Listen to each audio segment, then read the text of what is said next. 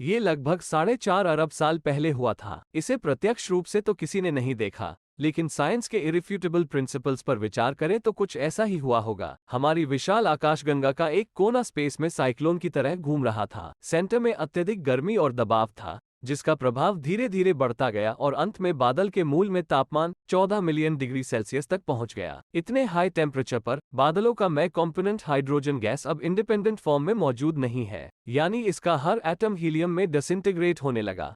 अंग्रेजी में chain reaction नामक घटना के परिणामस्वरूप न्यूट्रिनो और लाइट रेज जैसे पार्टिकल्स के रूप में एनर्जी रिलीज हुई और बादल के सेंटर में लाइट बल्ब जल उठे। ब्रह्मांड में एक नए तारे का जन्म हुआ, जिसे आज हम अंग्रेजी में सन और देसी भाषा में सूर्य, सूरज, भानु, प्रत्यूष, रवि, भास्कर, आदित्य के नाम से जानते हैं। 17वीं सेंचुरी की शुरुआत में इटली में गैलीलियो गैलीली द्वारा दूरबीन के इन्वेंशन और ह्यूमन आई के स्पेस में दूर तक पहुंचने के बाद से हमने सूर्य के बारे में बहुत कुछ सीखा है। ऐसे में सवाल उठता है कि क्या इसरो द्वारा हाल ही में लॉन्च किया गया आदित्य L1 अंतरिक्ष यान आग के गोले के बारे में नई जानकारी प्रदान करने वाला था? क्वेश्चन के संबंध में सबसे पहले ये ध्यान दिया जाना चाहिए कि साइंस के फील्ड में और स्पेशली एस्ट्रोनॉमी के फील्ड में रिसर्च एक अनस्टॉपेबल प्रोसेस है जो कभी नहीं रुकती है। आखिर साइंस क्या है? वो स्पेशलाइज्ड नॉलेज जो कल के इग्नोरेंस को आने वाले कल के नॉलेज में बदल दे, वो साइंस है। 17वीं सेंचुरी की शुरुआत में गैलीलियो गैलीली द्वारा सूर्य की सतह पर एक काले धब्बे यानी कि सनस्पॉट की खोज से लेकर आदित्य L1 तक साइंटिफिक रिसर्च के लंबे इतिहास में सूर्य आउट ऑफ डेट नहीं हुआ है और होने वाला भी नहीं,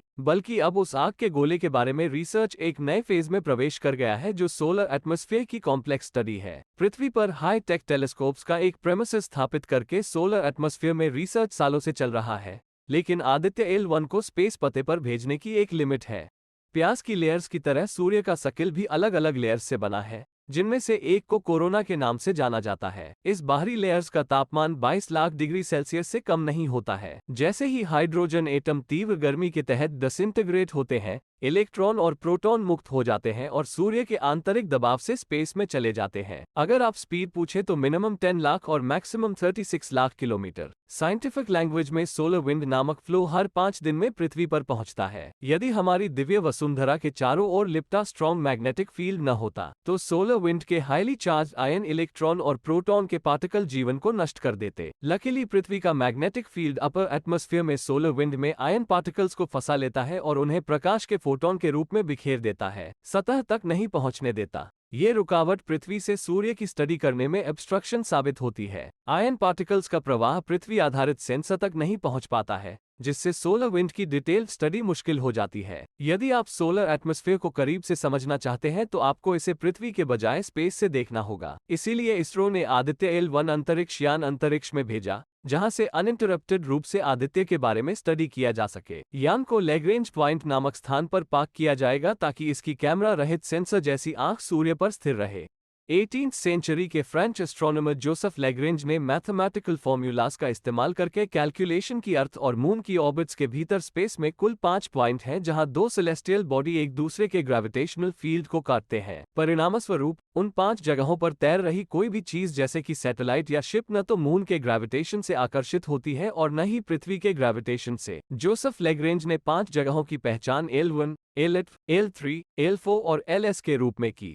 चूंकि इसरो का आदित्य अंतरिक्ष यान L1 पर तैनात होगा, इसलिए इसके नाम के साथ L लेबल जोड़ा गया है। एक बार जब लैग्रेंज पॉइंट सेट हो जाएगा तो ये ग्रेविटेशन से प्रभावित नहीं होगा, इसलिए बिना हिले डुले आदित्य का निरीक्षण कर सकेंगे। ये सोलर एटमॉस्फेयर की डिटेल स्टडी करेगा, जिसके लिए इसरो ने इसे 7 अलग अलग इलेक्ट्रॉन उपकरणों से तैयार किया है। एग्जाम्पल के तौर पे visible emission line coronagraph VELC का काम सूर्य के कोरोना या कोरोना की बाहरी सरफेस से उत्सर्जित आयन पार्टिकल्स की स्टडी करना है। स्पेक्ट्रोमीटर मशीन आदित्य द्वारा उत्सर्जित उग्र लावा की तीव्रता और एक्स-रे की मात्रा की जांच करने के लिए जिम्मेदार है। पृथ्वी की तरह सूर्य का भी अपना मजबूत मैग्नेटिक फील्ड है, जिसकी स्टडी के लिए आदित्य L1 में एक मैग्नेटोमीटर उपलब्ध कराया गया है।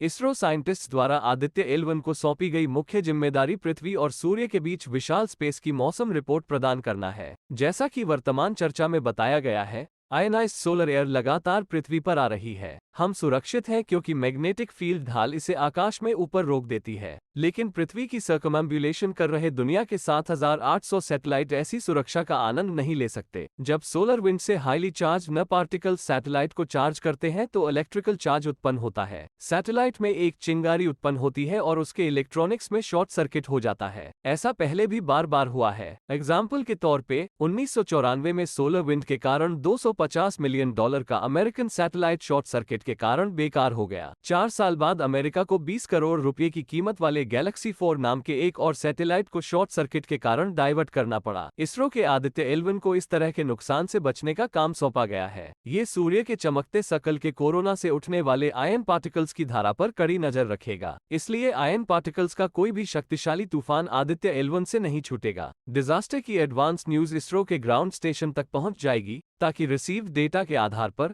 पृथ्वी की सर्कमएम्बुलेशन करने वाले सैटेलाइट्स को आयन पार्टिकल्स से होने वाली तबाही से बचाया जा सके। इसके लिए सैटेलाइट को कुछ समय के लिए सेफ मोड में रखने के अलावा कुछ और करने की जरूरत नहीं है। सैटेलाइट के इलेक्ट्रॉनिक कंपोनेंट्स की पावर सप्लाई तुरंत बंद कर दी जाती है। इनएक्टिव मोड में प्रवेश करने वाले सैटेलाइट को शॉर्ट सर्किट का खतरा नहीं रह जाता है। सोलर विंड तूफान गुजर जाने के बाद सैटेलाइट को ग्राउंड स्टेशन से एक ऑर्डर के साथ वापस एक्टिव मोड में लाया जा सकता है। आदित्य एल1 के सीजनल ऑब्जर्वेशंस का बेनिफिट सैटेलाइट्स तक ही सीमित नहीं है। यहां तक कि पृथ्वी के नॉर्थ साउथ पोल्स के आकाश में यात्रा करने वाले पैसेंजर प्लेन्स को भी न पार्टिकल्स के प्रोबेबल हमलों से बचाया जा सकता है। इसके अलावा भविष्य में मून की सरफेस पर कदम रखने वाले एस्ट्रोनॉट्स को सूर्य के न पार्टिकल्स के प्रकोप से बचाया जाएगा। सूर्य की साइंटिस्ट खोज से लेकर सोलर विंड से सुरक्षा प्रदान करने तक आदित्य एल1 अगले 5 सालों तक अपने कर्तव्यों का पालन करेगा। इसके बाद मिशन पूरी तरह से रुक जाएगा। आदित्य एल1 को हमेशा के लिए अलविदा। सूर्य का सर्कल पर second 6,570 million tonne hydrogen gas को 6,530 मिलियन टन हीलियम गैस में कन्वर्टेड करता है। दोनों आंकड़ों को दोबारा सुने और उनमें डिफरेंस नोट करें। कन्वर्शन प्रोसेस में लगभग 4 मिलियन टन हाइड्रोजन हीलियम में कन्वर्टेड नहीं होती है। हीलियम के बजाय इसे एनर्जी में कन्वर्टेड किया जाता है और वह एनर्जी लाइट, हीट वेव्स और न्यूट्रिनो जैसे पार्टिकल्स के रूप में स्पेस में फैल जाती है। इस प्रकार सूर्य एवरी मोमेंट अपना स्पेशल लिक्विड खोता जाता है। हर 5 अरब साल में जब सूर्य के कोर में सारा हाइड्रोजन खत्म हो जाएगा तो कोर के चारों ओर का हाइड्रोजन जलना शुरू हो जाएगा। इंटीरियर पार्ट का तापमान बढ़ जाएगा और सूर्य का एरिया वाइड होने लगेगा। जैसे जैसे गर्म हवा गुब्बारे में भरती जाएगी वैसे वैसे सूर्य का आकार बढ़ेगा, सरफेस का एरिया भी बढ़ता जाएगा। इंटरनल हीट से बचने के लिए पहले से ज्यादा सरफेस एरिया के साथ स्वाभाविक रूप से सूर्य की सतह का तापमान गिर जाएगा और यह पीले के बजाय लाल हो जाएगा। इस प्रकार के तारे को रेड जायंट तारा कहा जाता है।